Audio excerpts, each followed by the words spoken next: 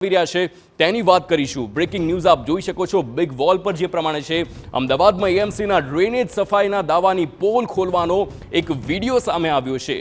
એએમસીના drainage સફાઈના દાવાની pole ખોલતો આ video આપ જોઈ શકો છો। વસ્ત્રાલમાં રસ્તો ગટરના પાણીમાં ડૂબ્યો છે।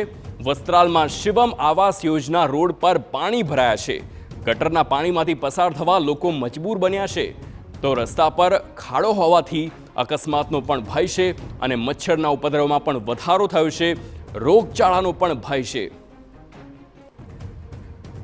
તો સંવાદદાતા જિગ્નેશ પટેલ ફોન લાઈન પર છે। જિગ્નેશ, એક વાત તો નક્કી કહી શકાય કે અમદાવાદના વસ્ત્રાલ વિસ્તારમાં ચોમાસું હોય કે ના હોય, પાણી તો ભરાયેલા રહેશે જ, અને જે પ્રમાણેના દ્રશ્યો છે આ ખૂબ જ ગંભીર સાબિત થઈ શકે છે, કારણ કે ઘૂંટણસમા પાણી અને એ પણ ગટરના પાણી છે। ખૂબ જ દુર્ગંધ અને બીમારીનો પણ ભય છે।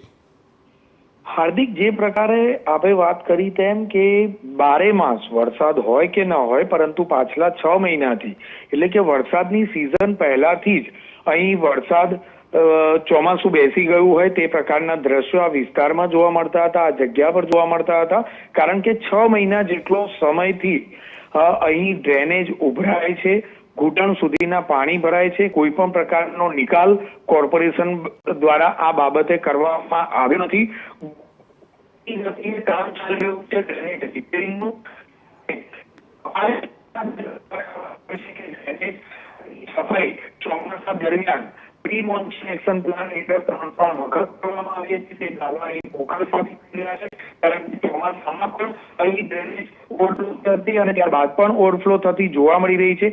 આખરે સફાઈ થઈ તો કયા પ્રકારે થઈ તે એક મોટો પ્રશ્ન થાય છે। આ ઉપરાંત જોઈએ તો વસ્ત્રાલમાં જે આ વિસ્તાર છે તે જગ્યા પર છેલ્લા કેટલાય સમયથી આ પ્રોબ્લેમ હોવા છતાં, ડ્રેનેજના પાણી ઉભરાવા હોવા છતાં પણ કોઈ પણ પ્રકારે નક્કર પગલાં લેવાતા નથી, અને જેના કારણે ઘરે ઘરે બીમારીના ખાટલા હોય તે પ્રકારની હાલત આ દ્રશ્યો પરથી થઈ રહ્યા છે।